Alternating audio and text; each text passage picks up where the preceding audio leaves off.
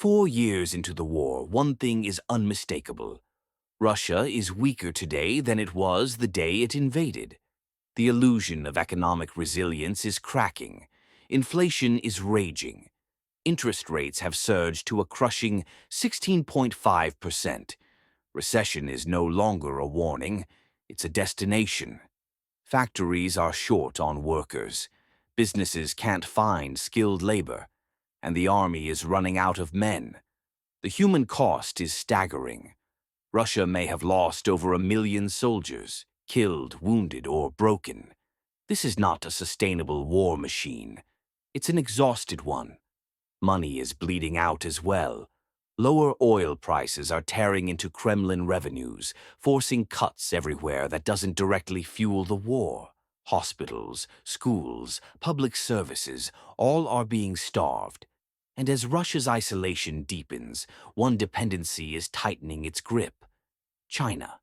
Beijing now supplies key technologies and absorbs Russian energy exports.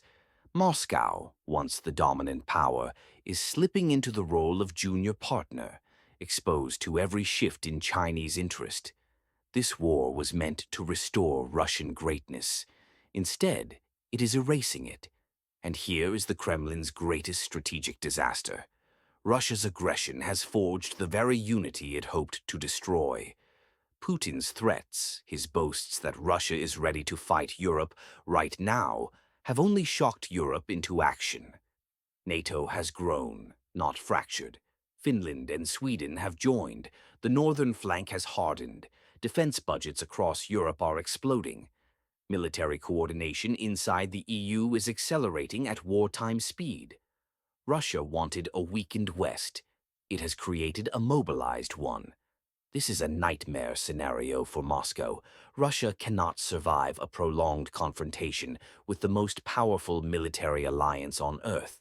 But Ukraine is suffering too, deeply. Kyiv is running short on soldiers. Funding the war grows harder by the month. Inside the country, frustration is rising toward President Volodymyr Zelensky's leadership, and accusations of corruption inside his inner circle, including against Andriy Yermak, are eroding trust. Yes, Russia has taken territory, but not the kind that wins wars, not the kind Putin promises his people night after night. And that leads to the most brutal truth of all. This is a war where everyone is losing. The only unanswered question is who collapses first. There is no sign of a Russian breakthrough, no looming victory. After 4 years, Moscow is still stuck in the Donbass, grinding forward by inches at catastrophic cost. What lies ahead is not triumph, but something colder and crueler.